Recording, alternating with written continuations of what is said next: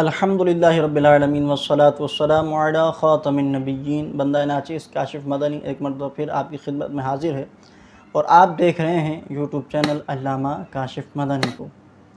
पिछली वीडियोज़ में आपने रमज़ान मुबारक की फ़जीलत, रमज़ान मुबारक के मारिफ़ व हक़ाइक़, रोज़ा और आज का नौजवान, इन उन्वानात से वीडियोज़ देखी होंगी। लेकिन आज की ये वीडियो बिल्कुल अलग होने जा रही है। आज हम रोज़े के मसाइल पर चंद मुख्तसर सी गुफ्तगू करेंगे कि रोज़ा किन चीज़ों से नहीं टूटता। अगली वीडियोज़ इंशाअल्लाह हमारी रोज़े टूटने के भी हवाले से होंगी और जदीद मसाइल जो इस वक्त दरपेश हैं उनमें रोज़ा टूटेगा कि नहीं टूटेगा, वक्तन फ़वक्तन इंशाअल्लाह ये वीडियोज़ आपके पास आती चली आएंगी। तो इस वीडियो को अव्वल से आखिर ज़रूर देखिएगा, कहीं भी स्किप ना कीजिएगा, वरना हो सकता है कोई शरई मसला आपके सुनने से रह जाए और फिर बाद में आप परेशान हो के आया कि मेरा रोज़ा टूटा या नहीं टूटा, क्या करूं, सारा दिन भूखा प्यासा रहना है कि नहीं रहना, क्या करना है। तो अगर मुकम्मल देखेंगे तो इंशाअल्लाह ये परेशानी आपकी दूर हो जाएगी। नबी पाक अलैहिस्सलाम ने फरमाया, बुखारी शरीफ की रिवायत है कि जिसने भूल कर खाया या पिया वो अपने रोज़े को पूरा करे कि उसे अल्लाह ने खिलाया या पिलाया है। इसी तरह एक और रिवायत में आता है कि आक़ा करीम अलैहिस्सलाम ने फरमाया कि 3 चीज़ें रोज़े को नहीं तोड़ती। नंबर 1 क़ै यानी उल्टी वोमिटिंग जिसको कहा जाता है, और नंबर 2 पचना यानी हजामा जिसको हमारे यहाँ कहा जाता है आजकल, और नंबर 3 एहतिलाम। क़ै से, उल्टी से रोज़े टूटने के हवाले से आजकल लोग परेशान हो जाते हैं, सही मालूमात होती नहीं है। तो जब उल्टी आ जाती है तो फिर बड़ी उनको दिक्कत होती है, फिर किसी मौलाना का फ़ोन नंबर ढूंढ रहे होते हैं और कॉलें कर रहे होते हैं कि बताएं मौलाना साहब कि हमारा रोज़ा टूटा कि नहीं टूटा, हम क्या करें। तो इस हवाले से तवज्जो के साथ अगर ये सुन लेंगे तो इंशाअल्लाह आपकी ये परेशानी हल हो जाएगी। मुँह भर क़ै यानी जो बिला तकल्लुफ़ ना रोकी जा सके वो मुँह भर होती है। अगर वो क़ै खुद ब खुद आ जाती है, अपने आप आ जाती है, तो चाहे वो कितनी भी आ जाए, उससे आपके जग भर जाएं या बाल्टियाँ भर जाएं तो इससे रोज़ा नहीं टूटता। हाँ, मुँह भर नहीं थी, कम थी, तब भी नहीं टूटेगा खुद ब खुद आने की सूरत में। लेकिन आप खुद ब खुद ले आए, उल्टी खुद नहीं आ रही थी, आपने उंगलियां डाली या कुछ ऐसा किया कि जिसकी वजह से उल्टी आ गई आपकी करने की वजह से, तो अब 2 शराइत हैं इसके अंदर, अगर वो पाई जाएंगी तो रोज़ा टूट जाएगा, वरना इनमें इस सूरत में भी रोज़ा नहीं टूटेगा। वो 2 शराइत कौन सी हैं? पहली शर्त ये है कि जो उल्टी निकली है, जो चीज़ निकली है मुंह से, वो या तो खाना हो या फिर पानी हो या फिर सफ़रा हो यानी पीले रंग का कड़वा पानी हो। इन 3 चीज़ों में से अगर कोई चीज़ निकलती है। और दूसरी शर्त है कि मुँह भर हो। मुँह भर क्या होती है कि जो बिला तकल्लुफ़ जिसे ना रोका जा सके वो मुँह भर होती है। तो अगर ये दोनों शायद पाई जाती हैं और ख़ुद ब खुद बंदा उल्टी करता है तो फिर उसका रोज़ा टूट जाएगा। अगर जो मवाद निकला है वो खाना भी नहीं है और पानी भी नहीं है और सफ़रा भी नहीं है, इसके अलावा कोई और चीज़ें यानी बलगम है, तो बलगम चाहे जितना भी निकले, भले वो ख़ुद से आए या आप उंगलियां डाल के उसको जो है वो ले आएँ, उल्टी कर लें उसकी, तो इससे रोज़ा नहीं टूटता। इसी तरह अगर मुँह भर से कम उल्टी निकलती है, भले खाने की हो या पानी की हो या सफ़रा की हो, लेकिन मुँह भर नहीं है, तो इस सूरत में भी रोज़ा नहीं टूटेगा। इसके अलावा अगर किसी ने भूल कर खाया या पिया तो या जिमा कर लिया तो इस सूरत में भी उसका रोज़ा नहीं टूटेगा। इसी तरह अगर आप जो है वो रोड पर जा रहे थे और जो है वो गुबार उड़ रहा था, मिट्टी उड़ रही थी, तो इस सूरत में क्या हुक्म है? इस सूरत में भी रोज़ा नहीं टूटता। अब वो गुबार चाहे गल्ले का हो यानी अनाज का हो, चाहे जो है वो धूल मट्टी हो, या मोटरसाइकिल कोई चला के ले जा रहा है और मिट्टी उड़ रही है, या कार गुज़र रही है और मिट्टी उड़ कर आ गई, तो इससे रोज़ा नहीं टूटता। अब धुआं वगैरह है, इस सूरत में क्या हुक्म है? धुआं वगैरह अगर कहीं पे आ रहा है या अगरबत्ती सुलग रही है और धुआं आ रहा है ख़ुद ब खुद, तो अब इसके अंदर शरई मसला ये है कि अगर ख़ुद ब खुद आ जाए तो इससे रोज़ा नहीं टूटता। हाँ, अगर बंदा उसके करीब जाए और अगरबत्ती को सूंघना शुरू कर दे तो इससे जो है वो रोज़ा टूट जाता है। इसी तरह भाप लेने से किसी को नज़ला हो जाता है तो वो जो है वो पानी गर्म करके भाप लेते हैं, तो भाप लेने से भी रोज़ा टूट जाता है। ये मसला अपने जहन में रखें।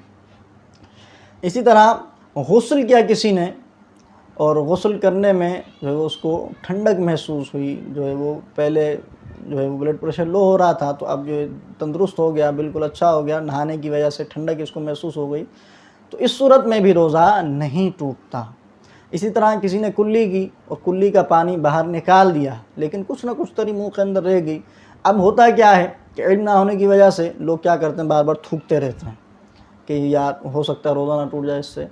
तो प्यारे भाइयों, इस सूरत में भी रोज़ा नहीं टूटता। कुल्ली करके आपने पानी अगर निकाल दिया है और फिर कुछ ना कुछ तरी रह गई है, तो इससे रोज़ा नहीं टूटता। कान में पानी चला गया या ख़ुद जो है पानी डाल दिया, तो कान में पानी चले जाने से या ख़ुद डालने से रोज़ा नहीं टूटता। इसी तरह सुरमे की बात आती है, सर में तेल डालने की बात आती है, तो सुरमा लगाने से या सर में तेल डालने से रोज़ा नहीं टूटता। भले सुरमे का या तेल का मज़ा हलक में भी महसूस होता हो, तब भी रोज़ा नहीं टूटेगा। और अगर थूक निकालें और थूक में सुरमे का कलर भी आए, तब भी रोज़ा नहीं टूटता। अगला मसला ज़हन नशीन कर लें कि मक्खी अगर खुद ब खुद चली गई, मक्खी उड़ते हुए मुंह खुला हुआ था, तो मक्खी अगर चली आती है तो इससे रोज़ा नहीं टूटता। हाँ, अगर किसी ने खुद मक्खी अंदर कर ली, वैसे ये है तो घिन वाली बात, लेकिन शरई मसला है।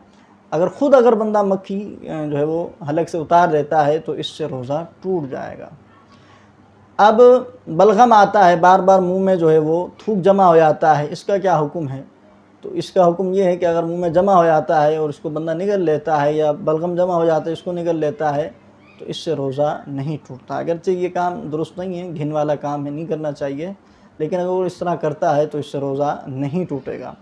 इसी तरह जो है वो नाक आ गई और नाक को किसी ने वापस अंदर कर लिया, तो इससे भी रोज़ा नहीं टूटेगा। राल का शरई हुक्म भी सुन लें। राल टपक रही हो, जैसे बच्चों की उम्र टपक रही होती है, और बड़े बूढ़े जो उम्र ज़्यादा हो जाती है उनकी भी राल कभी कभी टपकती है, और बाद लोगों को बीमारी भी होती है राल टपकने की। तो अब किसी की राल अगर टपक रही थी और उसकी जो धार थी राल की वो टूटी नहीं थी और इसने खींच लिया, तो इससे भी रोज़ा उसका नहीं टूटेगा। ये जहन में रखें। अब शहरी की तरफ आ जाते हैं। बाज़ औक़ात बंदा खा रहा होता है और जो है टाइम पता नहीं होता, फिर अचानक पता चलता है कि टाइम तो ख़त्म हो चुका और निवाला मुँह के अंदर है, तो अब क्या करे भाई? तो अब शरई मसला ये है कि जैसे ही टाइम इसका ख़त्म हुआ सहरी का और ये निवाला मुंह के अंदर था, अगर तो वो निवाला जो इसके मुंह के अंदर है ये उसको निकाल देता है, अब वो निवाला था या पानी का घूंट था या चाय का घूंट था, कुछ भी था, तो उसको निकाल देता है तो इसका रोज़ा सही है, पूरा हो जाएगा। अगर ये उसको निगल जाता है तो इसका रोज़ा टूट जाएगा। ग़ीबत करना ये सख्त गुनाह है। ग़ीबत करने को अपने मुर्दा भाई के गोश्त खाने से मुतारादिफ करार दिया गया। ग़ीबत करने की सूरत में रोज़े का क्या हुक्म होगा? ग़ीबत करने से रोज़ा नहीं टूटता, अगरचे ग़ीबत करने से रोज़े की नूरानियत चली जाती है, और हदीस पाक में ग़ीबत को ज़िना से भी सख्त तर कहा गया है, लेकिन इससे रोज़ा नहीं टूटता। जनाबत की हालत में रोज़ा रखने का शरई हुक्म भी सुन लें कि किसी पर गुस्ल फ़र्ज़ है, रात को फ़र्ज़ हो गया, दिन में फ़र्ज़ हो गया, या सहरी से पहले गुस्ल फ़र्ज़ था, लेकिन उसने जो है वो गुस्ल नहीं किया और जो है वो सहरी कर ली। अब रोज़े का क्या हुक्म है? तो उसका रोज़ा हो जाएगा। भले सारा दिन वो इसी हालत में गुजारे, रोज़ा उसका दुरुस्त है, कोई मसला नहीं है, लेकिन ये काबिल तशवीश बात है कि वो गुस्ल नहीं कर रहा। शरई मसला इसका क्या है कि अगर इतनी देर तक बेगुसला रहे बंदा कि उसकी नमाज क़ज़ा हो जाए, तो ये सख्त नाजायज़ व हराम है, बंदा सख्त गुनाहगार है। और हदीस पाक में क्या आया कि जिस घर में जुम्बी हो, यानी जिस पर गुस्ल फ़र्ज़ है, वो शख्स अगर किसी घर में है तो उस घर पर रहमत के फ़रिश्ते भी नाजिल नहीं होते। ये चंद ज़रूरी मसाइल थे जो मैंने आपके साथ शेयर किए। अगर आप इनको जो है वो अमल करेंगे इन पर, तो इंशाअल्लाहुल अज़ीज़ आप बाआसानी रमज़ान मुबारक गुजार पाएंगे। इंशाअल्लाह अगली वीडियो जो हमारी होगी वो रोज़ा तोड़ने वाली चीज़ों पर मुश्तमिल होगी, तो अगली वीडियो को भी ज़रूर देखिएगा। और अगर आप इस चैनल पर नए हैं तो चैनल को ज़रूर सब्सक्राइब कर दें, और अगर ये वीडियो आपको अच्छी लगी है तो अपने दोस्तों के साथ भी इसको ज़रूर शेयर कीजिएगा। अल्लाह आप सब की हिफाजत फरमाए और हम सब को दीन मतीन के शरई अहकाम पर अमल पैरा होने की तौफ़ीक़ व सआदत नसीब फरमाए। आमीन बिजाय नबील अमीन सल्लल्लाहु अलैहि वसल्लम। अस्सलामु अलैकुम व रहमतुल्लाहि व बरकातुहू।